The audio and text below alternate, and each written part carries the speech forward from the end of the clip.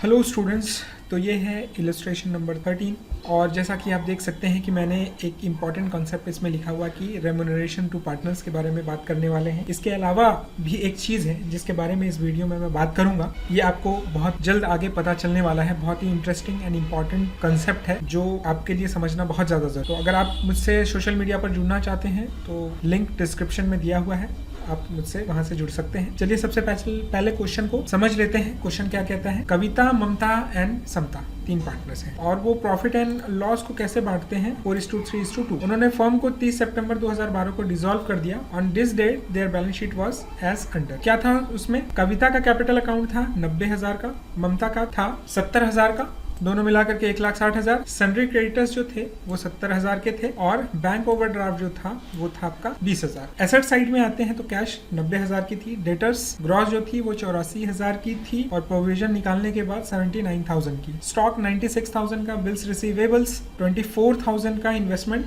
33,000 और जो समता का ओवरड्राफ्ट था यानी जितना उसका कैपिटल था उससे ज्यादा ही उसने कुछ निकाल लिया था अपने फर्म से, इसके लिए उसका बैलेंस नेगेटिव चला गया है जो कि 9,000 का था। देखते हैं यहाँ पर कि एडजस्टमेंट क्या कहता है। ममता को क्या किया गया है, एसेट्स को रियलाइज करने की, लायबिलिटी से निपटने की जिम्मेदारी दी गई है और उसके लिए उसको क्या मिलेगा, 5% का कमीशन मिलेगा। और क्या है कि इस रियलाइजेशन में कैश शामिल नहीं होगा एंड ओवरड्राफ्ट ऑफ ममता ये जो 9,000 है वो शामिल नहीं होगा जो इससे रियलाइज हो। अब क्या है, स्टॉक का रियलाइजेशन हुआ है 80,000 रुपए का, बिल्स रिसीवेबल से 21,000, इन्वेस्टमेंट 38,000, डेटर से 76,000। क्रेडिटर्स को पेड किया गया है 4% डिस्काउंट। इसके अलावा एक आउटस्टैंडिंग बिल जो था वो रिपेयर का 2,800 रुपए का था, वो अचानक से सामने आ गया, उसका पेमेंट करना पड़ा। तो इसके बारे में हम जानते हैं। अनरिकॉर्डेड लायबिलिटी ये आ गई है, ठीक है। Kavita and Mamata agreed to receive from समता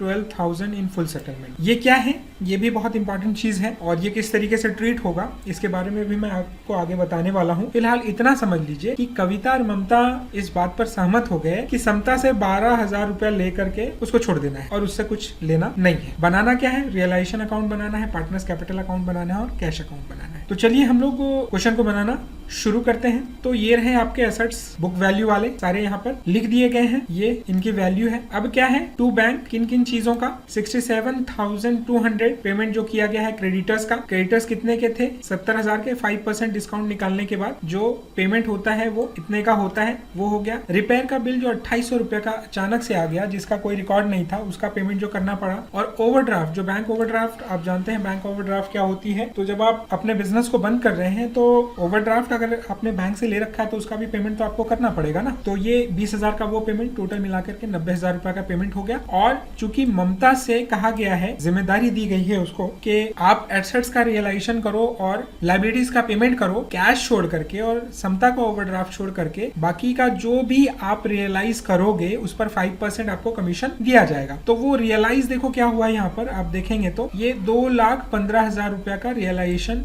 हुआ है। आप इसको टोटल करेंगे, स्टॉक से 80,000 रुपया, बिल्स रिसीवेबल से 21,000, इन्वेस्टमेंट से 38,000 और डेटर से 76,000, दोनों सब मिला करके 2,15,000 होते हैं और 5% उसको कहा गया है। तो ये 5% कमीशन यहाँ पर निकाल करके ममता के कैपिटल में ऐड कर दिया गया जो कि आता है 10,750। फिर मैं आपको पहले ही बता चुका था कि प्रोविजन को आपको क्रेडिट साइड में लिखना है, नेट वैल्यू नहीं लिखनी है डेटर्स की। तो यहाँ पर हम लोगों ने ग्रॉस वैल्यू लिखी है, उसके प्रोविजन को यहाँ लिख दिया है। अब एक सवाल आपके मन में हो सकता है कि सर इसका फिर हुआ क्या। भाई हुआ ये इसका कि इससे कुछ नहीं आया तो एक लॉस हो गया। सॉरी, ये लायबिलिटी जो थी उसको पेमेंट करना नहीं पड़ा, और अगर पेमेंट नहीं करना पड़ा तो वो फायदा हो गया फर्म को। उसके बाद क्रेडिटर्स का हम लोगों ने बुक वैल्यू लिख दिया, बैंक ओवरड्राफ्ट का बुक वैल्यू लिख दिया, और ये रियलाइजेशन की बात हम ऑलरेडी कर चुके हैं। अगर आप बैलेंसिंग करते हैं तो 27,750 का आपका क्या आता है, लॉस। और ऑब्वियसली लॉस आता है तो पार्टनर्स के कैपिटल में घटेगा। लेकिन उससे पहले हम लोग पार्टनर्स के कैपिटल के क्रेडिट साइड को देख लेते हैं कुछ आइटम को घटाने के बाद। तो बैलेंस बीडी क्या है, कविता और ममता का कैपिटल पॉजिटिव है तो 90,000 और 70,000 क्रेडिट में लिखी हुई है, और समता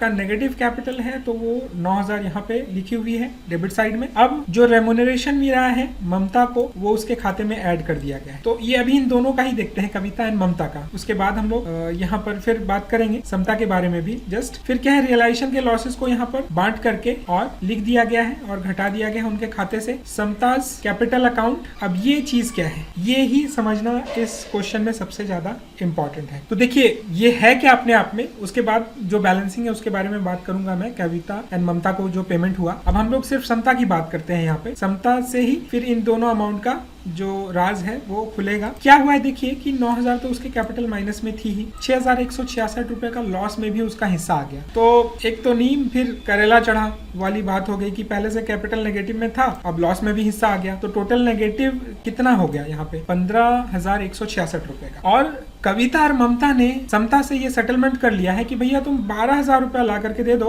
उसके बाद ठीक है हम तुमको कुछ नहीं कहेंगे, 12,000 रुपया ला करके दे दो। ये यहाँ पर लिखा हुआ है कि Kavita and Mamata agreed to receive from Samata 12,000 in full settlement of firm claim against her, यानी फर्म का जो क्लेम था उसके अगेंस्ट उसको 12,000 रुपया ही माना गया। तो अब देखिए यहाँ पर 15,166 रुपया आइडियली उसको लाना चाहिए था, क्योंकि ये टोटल डेफिसिट थी समता की, लेकिन उसको लाने के लिए कितना कहा गया कैश के रूप में, 12,000। तो कम कितना पड़ गया, कम पड़ गया आपका 3,166 रुपए। तो अगर किसी पार्टनर का डेफिसिट है, वो पार्टनर अगर नहीं ला रहा है, कम ला रहा है, या जो जिन पार्टनर का कैपिटल पॉजिटिव है, सरप्लस में है, वो अगर पार्टनर को जिसका कैपिटल डेफिसिट में है, जितनी उसकी लायबिलिटी बनती है उससे कम पैसे में ही अग्री कर जाते हैं, तो ऐसी स्थिति में जो लॉस है, जो डेफिसिट है बाकी का, वो पार्टनर्स को अपने प्रॉफिट शेयरिंग रेशियो में बियर करना पड़ता है। तो इसीलिए जो कमी थी वो कविता के कैपिटल से पूरी की गई 1,810 रुपया और ममता के कैपिटल से पूरी की गई 1,356 रुपए। और वो टोटल अमाउंट कितने की थी, वो टोटल अमाउंट थी आपकी 3,166 रुपये। और 3,066 रुपये को जो इस तरीके से बांटा गया है यहाँ पर, वो किस रेशियो में बांटा गया है, इस रेशियो में बांटा गया है।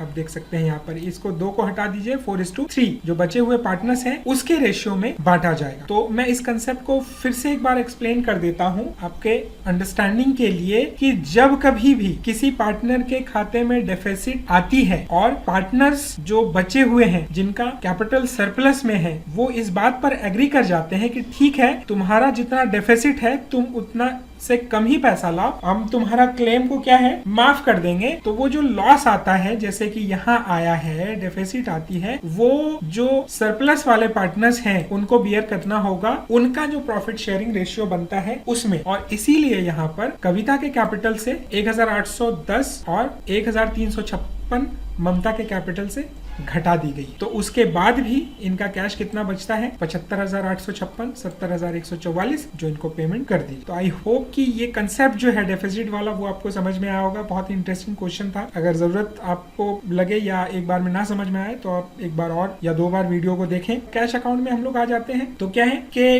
पहले से 9,000 रुपए का बैलेंस था, एसेट्स रियलाइज करके कितना पैसा मिला है, 2,15,000। और समता जिसका डेफिसिट कितना था, 15,166 का, लेकिन कविता और ममता ने कहा कि तुम 12,000 ही लाओ, तो वो जो 12,000 लेकर के आई हैं वो ये रहा, मिला करके बैलेंस हो जाता है 2,36,000 का। और जो अलग अलग पेमेंट किए गए हैं 90,000 के, वो यहाँ पे, और कविता और समता को जो पेमेंट कर दिया गया वो यहाँ पे ये अमाउंट है, दोनों साइड बराबर हो जाता है। Question solve. तो आई होप कि इस क्वेश्चन में मैं आपके कॉन्सेप्ट को क्लियर करवाया, और अगर कोई दिक्कत हो तो हम लोग कॉलेज क्लासरूम में या फिर गूगल क्लासरूम में इस पर बात कर सकते हैं। और अगर आपने पूरे ध्यान से इस वीडियो को अंत तक देखा है तो थैंक यू वेरी मच। मिलते हैं इलस्ट्रेशन के लास्ट में।